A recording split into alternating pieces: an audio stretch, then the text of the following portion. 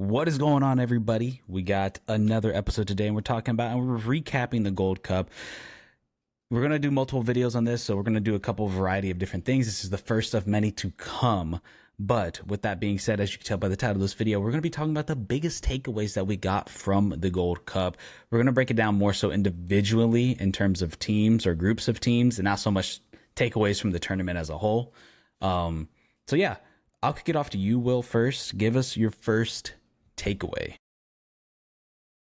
So I'm looking at it right here, Julian. I've got a list of 3 takeaways. Okay. I'm going to roll with my first one, dude. Kind of the one I think a little bit more obvious, the kind of the throw up, the layup shot. The Caribbean islands failed, dude. This CONCACAF Gold Cup. I think they looked, I don't want to say fraudulent, but they looked very weak, dude. They looked very, very weak compared to many of the other nations here competing. I mean, even in regards to Saudi Arabia, Julian, you and me, we went back and forth about this team and in regards to them not really being up to the challenge. Well, Haiti and Trinidad in that similar group, sharing a group with Saudi Arabia, did not look up to the challenge, dude. I mean, it was just a poor performance overall. Obviously, we had sparks moments, from the Curacao team. I guess Jamaica, I don't really consider, I don't consider beating Guadeloupe a massive win. Another fellow Caribbean island, obviously Dominican Republic had moments, strong moments, but zero teams made it to the knockout stage from the Caribbean islands. That I was looking at it, Julian. Do you know when the last time that happened was? Which Gold Cup? Oh man, I don't know. It would have to probably be in the 2000s, right? You're close. 2011. Okay, because I was going to say it wasn't Jamaica 15, obviously, and it wasn't 13. So yeah. Now, understandably so, normally Jamaica is that team that gets in there. They've competed. They've made it to multiple finals before and whatnot. But also Curaçao's done it in the past. Other teams, Guadeloupe has done it. Now, they don't make it, not recently, but they still have made it. It's just like, it's you can tell that the level is falling off slightly from the Central American nations. And it's not where these players are playing, because Suriname, Jamaica, even Curacao, Dominican Republic, these guys are not competing in small little leagues. You know what I mean? These guys are competing in some of the biggest leagues in the world, in Spain and in Germany and in England and France. So it's just a little bit of a test to show, hey, it's great to have players playing, outside of your league domestically and wherever they're playing at, but that doesn't matter.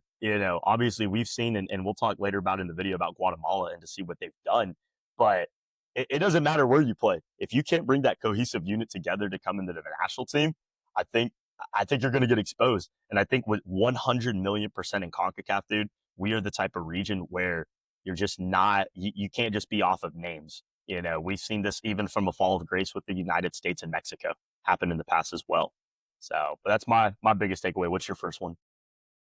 yeah, mine's going to be kind of to piggyback on your point. Is Jamaica are who we thought they were, and that is frauds. I kind of bought into the hype a little bit pre-tournament of like, all right, they're coming back a little healthier. We'll see what this new coach can do. The group they have is a little favorable. And the crazy thing was, going into this, my hot take was going to be that they don't get out of the group. But like literally the day before, when I was kind of like breaking it down, I was like, you know what? Panama was missing some players due to injury. Guatemala, I wasn't super high on them leading into the tournament, and then Guadeloupe is Guadeloupe. I'm like, maybe they sneak a result here, and they get first, like they narrowly get first, like. But that was the complete opposite. They completely fumbled the bag. They looked terrible against all 3 games. I mean, they were struggling against Guatemala. They got smoked against you guys, and Guadeloupe is, as much as we like to love Guadeloupe here, they are who they are at the end of the day. And quite honestly, it's another failed tournament. And I'm going to say it right now, and we're going to talk about it more when we get into our World Cup qualifying. I don't think they make the World Cup. Like, I don't see in what world can we pick them to make the World Cup, quite honestly, with the performances that we've seen. And considering that they got a very favorable group. And considering that they had a favorable group in their hands.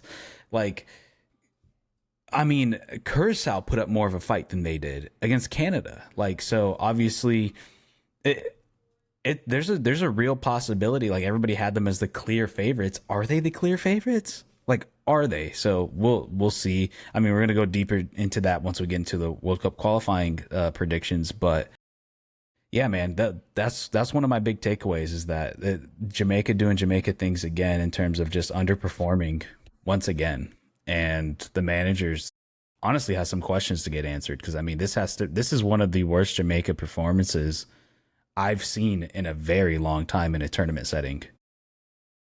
I mean, Julian, can I ask you? they looked better in the Copa America than they did here in the Gold Cup Can I in ask a you something tougher real quick tournament. on regards to Jamaica? Yeah, Yeah, let me go. ask you something, Julian. Would you sack the manager? You are 2 months away from World Cup qualifiers. Not even a month and a half. Is it time to move on? Man, it's so tough to say, but because you have to do it now, like you said. If you don't do it now, then there's no coming back from that. So honestly, Uh I'm not sure. I'll leave that for the Jamaican fans. I'm not really huh. entirely sure like how they feel about how their specific manager should be handled, but considering that the complete disaster that happened in this tournament, and to me it was a complete disaster, I think you have to strongly consider it. Considering that the talent that you have, the players that you have, and the teams that you went against, and to underperform like you did, it wasn't even like you just lost to Panama either. Like I can accept That's that, raspy. but it's the way they lost. I mean, they looked horrible. Like and the Guatemala game. I mean, and it wasn't even like a game where Guatemala just they sat back and they got them on that one goal and they just like held through. Like there was large moments of that game against Jamaica versus Guatemala, where Guatemala were controlling the game, where Andre Blake had to put in a extra shift to keep them alive. But yeah, give me your next Yeah, it one. easily could have been. It could have been easily 2-3-0. I agree with you, dude. Stephen McLaren, catch the boot. I think you've done enough. Yeah. My second point, dude, biggest takeaway is looking at it right here. It's got to be a wake up call for Costa Rica, Panama, and I'm going to throw Canada in there. I know the Canadians obviously are our fellow rude Canadians. They don't have to worry about World Cup qualifiers. They've already got a World Cup spot. They're going to be a host in United 2026. But I think this should be a big wake up call, more or less in the sense of how Canada and Panama played those games. Obviously, we're going to talk more about that in the multitude of videos that we have covering the Gold Cup. But the way that those games were handled, Julian, has to be a way, has to, and more or less for Panama with World Cup qualifiers coming up, you cannot play with your food. If you have your food on the table and you got your meal prepared and you've taken already a couple bites, you already got done with the chicken parmesan. You know what I mean? You got a little bit of rice on the side. You got your beans, whatever, right? Finish your plate, finish your meal. Quit playing with your food, and that's the biggest thing is. And obviously, Costa Rica didn't have a game where it was like that, but it is also in the sense of it's time to get ready. It's time to get prepared. And like I said, I lump in Costa Rica and Panama kind of like a little circle gram, right? Panama's in the middle. Panama and Costa Rica have World Cup qualifying together, so they have to get prepared. Canada and Panama played with their food, didn't finish off the game, and they lost the game in penalties. So, in that sense, Panama shares both remarks with what's going on, and they have to wake up. So, I think that's the biggest thing is for these countries going into obviously the next cycle is coming in up in September. They have to be prepared and they have to be more ready. Obviously, Thomas Christensen, Piojo Herrera, even John Herdman, these tactics, and we've heard a lot of people criticize all of them, throughout the past couple of weeks and the past weeks of ending of the Gold Cup. And the weeks to come, they're still going to be heavily criticized for player call ups, for the guys that are there, for the tactics, for end game management, And I think it's important that they learn from this. I told you, Julian, and I'll tell everybody watching right now, the moment Panama lost that game, obviously, yes, disappointing, frustrating. It was upsetting, but it was also, personally for me, it felt like a learning lesson. I would 1000% rather get knocked out in a quarterfinals or, get beaten in semifinals badly or whatever the case may be in a Gold Cup than to have that moment happen in a World Cup qualifier when it really matters, when it really comes down to the end of the game. That's when all the marbles are being played for. To be able to see and to learn from this, it has to be a wake up call. Like I said, that's in regards to Panama, being able to finish off. Same thing with Canada. Listen, the World Cup, dude, you're not, with all due respect to the Guatemalans, you guys had a great tournament. You're the 104th ranked team in the world. 104. I know FIFA rankings don't mean all that, but 104th in the world, with all due respect, Canada should be winning that game in a breeze. I obviously understand the red card played into it. Context matters, but still, the 104th ranked team in the world. Canada, what are you doing? And then in regards to Costa Rica, just gearing up, getting more prepared, obviously learning different players, learning different tools. Piojo Herrera used a very strong mixture of guys throughout the Gold Cup. We saw a lot of different players. Obviously, Jalen Mitchell is a big one right now. I know that's the big news coming out of Costa Rica is whether or not his injury. We'll see if that lays it back a little bit. It's going to be interesting, but still, I think it's important for these teams to be able to look at this as a learning lesson, and gear towards obviously John Herdman, the tactics.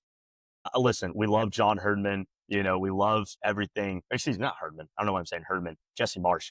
We love Marsh. We love Yeah, I everything just that he's realized got. that too. I didn't even catch you on that. I I forgot to know catch you they on got that. two similar names, man.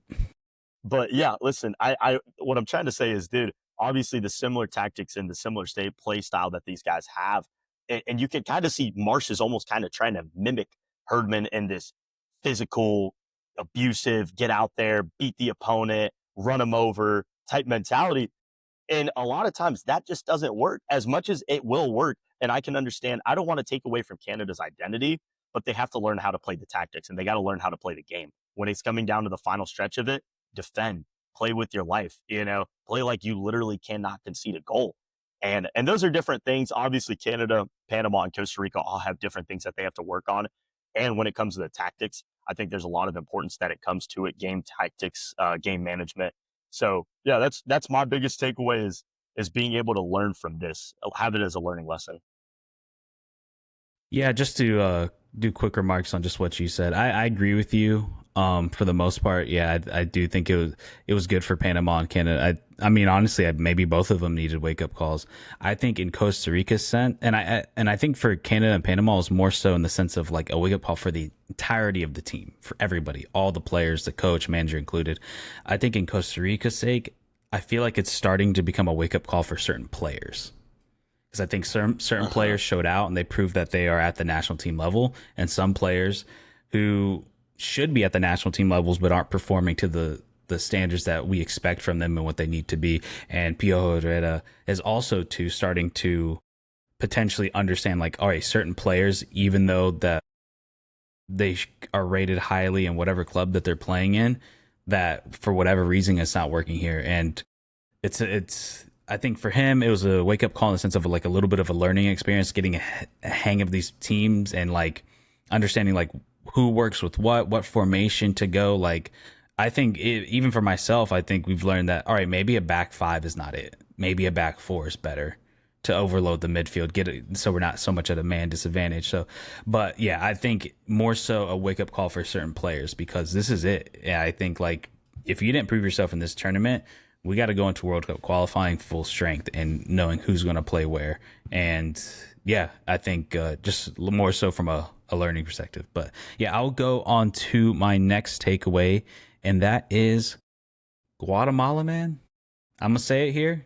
The Hondurans are going to get pissed, but Guatemala is the third best team in Central America. I'm going to say it right here. They had a more impressive They're gonna get showcase. pissed. Get They pissed. played against a tougher opposition. I mean, we were talking about that group B that Honduras was in was a terrible group. Was a terrible group. And at the end of the day, whether the fact that they bounced back or not, they got absolutely obliterated by the one competitive team that was in that group. Yep. You beat a Yep. terrible El Salvador squad. You beat a Curacao squad who has moments of like greatness, but generally are going to get caught for the most part. And then you struggled to finish against a Panama team that left some openings for you, and you couldn't put them away. Like, and then luckily it went into shootouts and you guys advanced. And it only happened in the last 20 minutes of the game. For the most part of the game, like you were saying, Panama was dominating the game. But when the opportunities arose, they really struggled to put it away. And same thing in that Mexico game. They were really they were really terrible at like taking advantage of some of those chances. And I just, in general, just wasn't really impressed with their entirety of their run. Versus if you look at Guatemala, there's not a single game where I believe that they underperformed to the level of what they have. I think in almost every game they overperformed. They beat a Jamaica squad that on paper is infinitely better than them. They beat a Not beat, but they beat Guatemala. They did. I'm not Guatemala. Hold up, my bad. My girlfriend's yelling and it's throwing me off. Hold up. All right, guys. I'm gonna continue for Julian real quick on that point. Listen, I think Julian said it really well, I'm gonna piggyback off before he gets back in here. Listen, I completely agree. Guatemala, and I know the Honduranians. Listen, you guys are gonna come at us in the comment section. You're gonna come at me. I want all the smoke, baby. Bring it. Come on now. Let's go. Listen, dude. I think you guys got here by luck. Honduras achieving what they achieved in this Gold Cup. Julian just said it earlier. 6-0 in a Gold Cup. This was not, I mean, it was a competitive match, but this was not a World Cup qualifier. This was not a life depending playoff game to qualify for the Copa America. 6-0, guys. Now, understandably, context matters yet again. Game was played in Vancouver, Canada. Obviously, it's the first Gold Cup match. Listen, your back line, Hesel Montes, and then I want to say Luis Vega. Dude, what a fall from reality Luis Vegas had. I mean, all the shouts about this kid going to the MLS, this and that. Yeah, that doesn't look really likely to happen for him. Hesel Montes, I mean, dude, he looked absolutely atrocious that game. The midfield as well. One thing that I did hear Julian say a little bit about Los Catarachos. Listen, you guys also, from what it seemed to me, and it really, really showed in that Mexico game, you guys had no chance creation, zero chance creation. And it just seemed like there was no production on the field. Nothing was able to happen, and in regards to Guatemala, it was not this lucky tournament. Yes, obviously, with all due respect, Guatemala still is the 104th ranked team, but to get to where they were at, and like Julian said, the types of performances and the types of battles that they put up against other teams, this did not look like a lucky run tournament, all a one-shot wonder, a one-hit ball. That was it.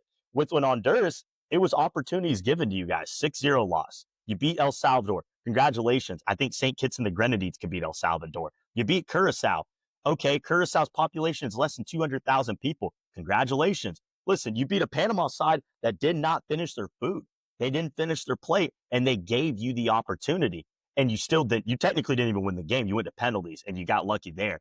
You got real, real lucky with Endrick Menbiar and hitting the post, and Eduardo Guerrero can't hit penalties. But that's another point. I digress.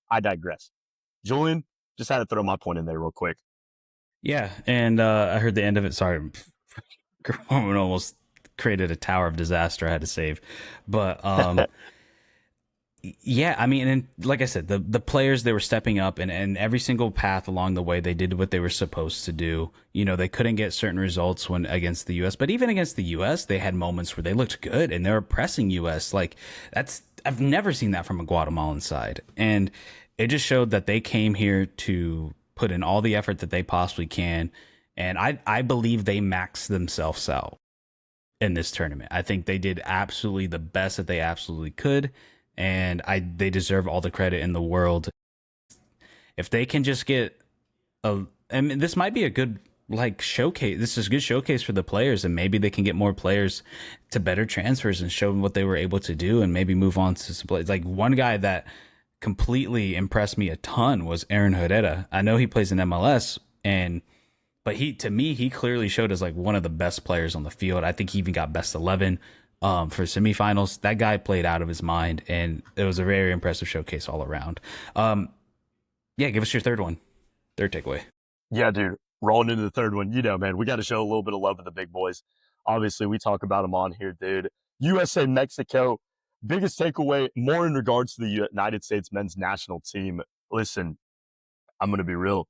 And it kind of goes a little bit into my second point. Not necessarily don't play around, don't mess around with these minnow teams, but take this seriously, dude. Take this trophy seriously. I understand. I respect it. It's the Gold Cup. It's the Copa Oro, and it's the World Cup of Guadeloupe, of Martinique, and Aruba, and all these other minnow teams that play in the Caribbean that technically can't even make it to a World Cup. So I understand, yes, this is not the highest level competition. This is not an extremely high profile tournament, but this is still your Confederation tournament. Bring your A team. Christian Pulisic, I hope you had fun sitting on the beach somewhere in South Miami Beach, my boy, because your team just got their ass whooped in a final. And yes, it was a 2-1 score line result, but that game did not reflect that. The United States looked absolutely off taken, dude. They looked off put. They looked completely off put after that first goal. 0 possession, 0 chances created. Listen, the United States had 3 opponents that night: Mexico, Mexico fan base, and Patrick Aguiman. That's the truth. Like, dude, I don't think Aguiman really went out there to represent the United States. I'm pretty sure he was a disclosed, a secret undercover 07 agent dude. And he said he's playing with the Mexican national team today. I don't know. Yeah. It just was atrocious, dude. That was absolutely horrendous. Obviously, Diego Luna, he had to put in the work rate defensively. Malik Tillman had to. There's so many talking points. And Here's we my can have one another thing, video. and I'm curious what your stance is. I hear a lot of Okay. USMNT fans saying this is a C team. I don't believe this was a C team. I think that's an over exaggeration. This is definitely a B team. To say it's a C team, last Gold Cup was a C team. This Gold Cup was not a C. And I see a lot of USMNT fans saying it's a C team. Like, no, you're giving yourself way too, like, you're thinking way too highly of yourself. Because at the end of the day, if you look at that starting 11 and also the bench, these are a lot of players that would be on the first team. Like, let's be real. I mean, you had Tyler Adams, Chris Richards. I mean, you had Malik Tillman, which is probably a start. I mean, granted, you don't have your striker. You didn't have Pulisic and Weah and McKennie, but quite honestly, I mean, it's not like McKennie's necessarily been playing the best for y'all in the first place. But, like, to act like this is a C team, I think is a little, like, that's a little, you're giving yourself way too much of a benefit of the doubt. Like, I'll give a little bit of a impartial view on this one, dude. Half of it, Nathaniel Harriel is a D team player, dude. He's never going to get called up again. All due respect, Max Arson, dude. This guy, I mean, literally, my grandma probably can defend better than him. That guy was absolutely atrocious. I do think. I will say agree. real quick. I will say, I think those are C team players, so I'll give that doubt. But I do agree with you in the other sense. Diego Luna is probably a World Cup lock spot. He's an A team player. Listen, Malik Tillman's a starter. Chris Richards is a starter. Tim Ream's probably a starter. If they can't find that other center back partner to partner up with Richards, dude, Tim Ream's probably going to start. Dude, American fans are shouting not Schulte. Matt Freese could be a starter, with the whole situation with Matt Turner and whatnot. Yeah, and you had Matt Turner there. And then, I don't know even though he didn't play, and even though he didn't play, you still do have Johnny Cardoso that was on the bench pretty much the entire time, which he was injured. Yeah. But he was brought to the team. Bad for that guy, dude. Yeah. I mean, dude, he played. Did he play any minutes? He played that Trinidad game, didn't he? He played in the group stage. I don't remember him being injured. I thought he was just getting benched. He had a flu the second game. And then he got like an injury the third game. And then basically, I think in the Costa Rica game, he just got pulled out. And it was just like, okay, Johnny's out. So it's a little bit of bad luck, but it's also kind of like, damn, dude. And the friendlies, Julian, let's not forget the friendlies, man, for the United States men's national team. 4-0, my boy. I was watching the highlights yesterday just because I wanted to get a little bit ready for today's video. Dude, that was atrocious. I was speaking about Max Arson, Tim Ream, Mark McKenzie, Johnny Cardoso, dude. Oh, my God, that was bad. That was a bad game. But, like, just to end out my final point. Or go ahead. Yeah, go ahead. No. I was just going to wrap it up real quick, dude. That's just the biggest takeaway I have to say for the U.S. men's national team. It's a wasted summer. That is my biggest takeaway. I listened to a little bit of Tactical Manager talk about it. Obviously, he was given his grade list for every player, stock up or stock down. When you look at as a whole, United States men's national team fan base, the coach, the staff, the players, most importantly, the tactics, it's a massive stock down. This summer, listen, you made a final. Congratulations. With all due respect with, Costa Rica and Guatemala and other teams that they faced in the group stage, realistically, other than Costa Rica, those were all teams that you should have been handling easily. And Saudi Arabia, that was a Saudi Arabia B team. And that was a B team that pretty much just put the back foot the whole game. And we saw Mexico put 2 goals on them. So how is the U.S. men's national team not able to compete with this? How are they not able, like you even just said earlier, Julian, they were on the back foot of that Guatemala game.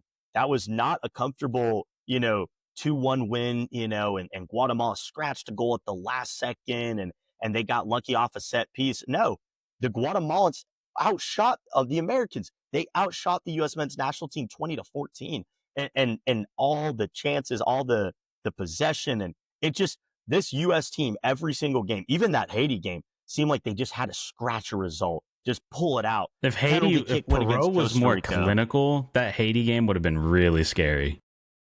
It would have been. I mean, dude, even in all regard, other than the Trinidad game, congratulations, sweet, you beat a Trinidad team that looks like absolute bun cheeks, dude. Like that's not a massive, don't pat yourself on the back for that. So, yeah, in regards, that's my biggest takeaway to wrap it up.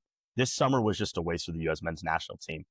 They only learned that Patrick Agyeman is just this tall ass dude that played D3 soccer and he can't do shit on the field. Max Arson cares more about his hair and putting gel in his hair than defending.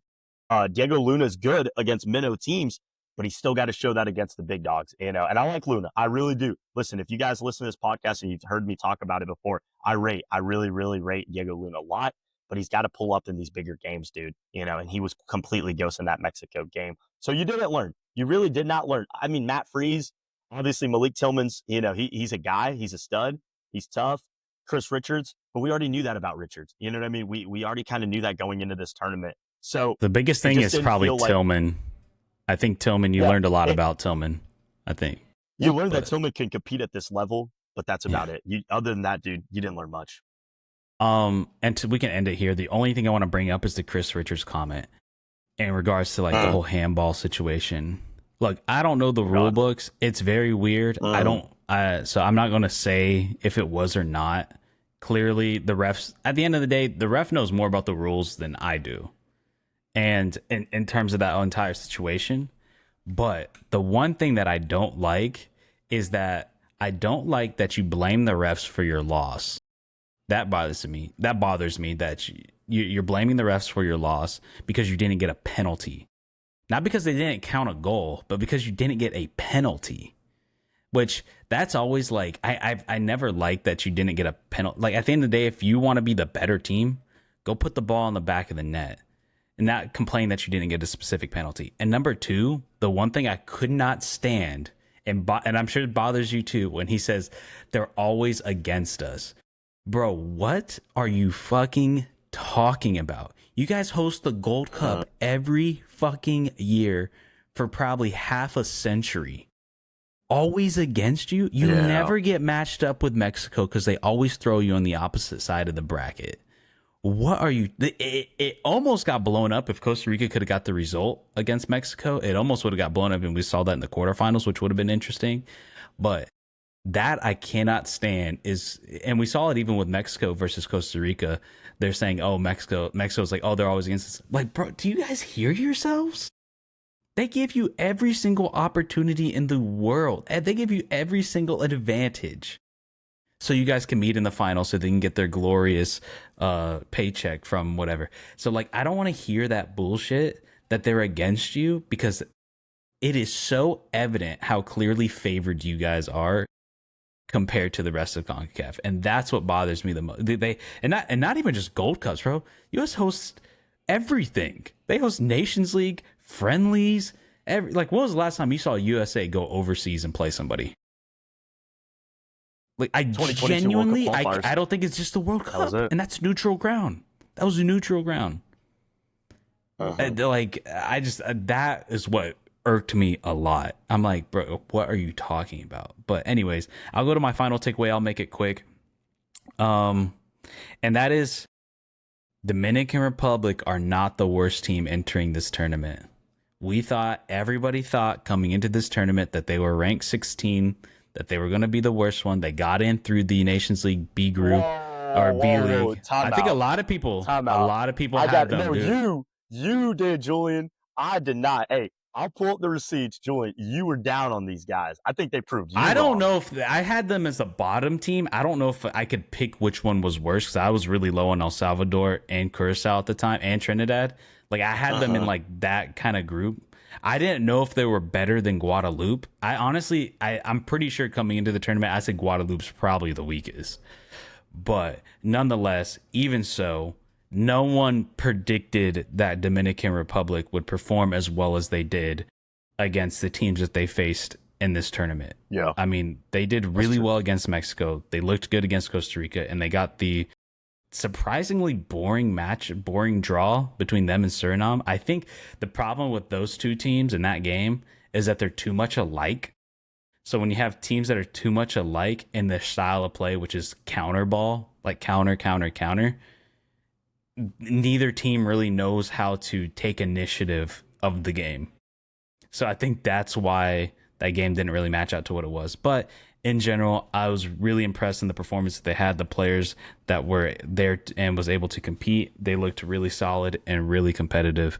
And yeah, that's kind of my final takeaways, that the DR is a lot better. And I hope their fan base continues to get stronger, because one thing that Dominicans love doing is supporting their team in sports. As somebody who's also watches the World Baseball Classic. So, but yeah, that's my final takeaway. I want to thank you guys for listening to the entirety of this episode. We're going to have more coming. And if you're listening on audio platforms, please be sure to leave a rating. And if you're on YouTube, please leave a like and subscribe if you're interested in more content just like this. And yeah, we'll catch you guys in the next one. Peace out, everybody.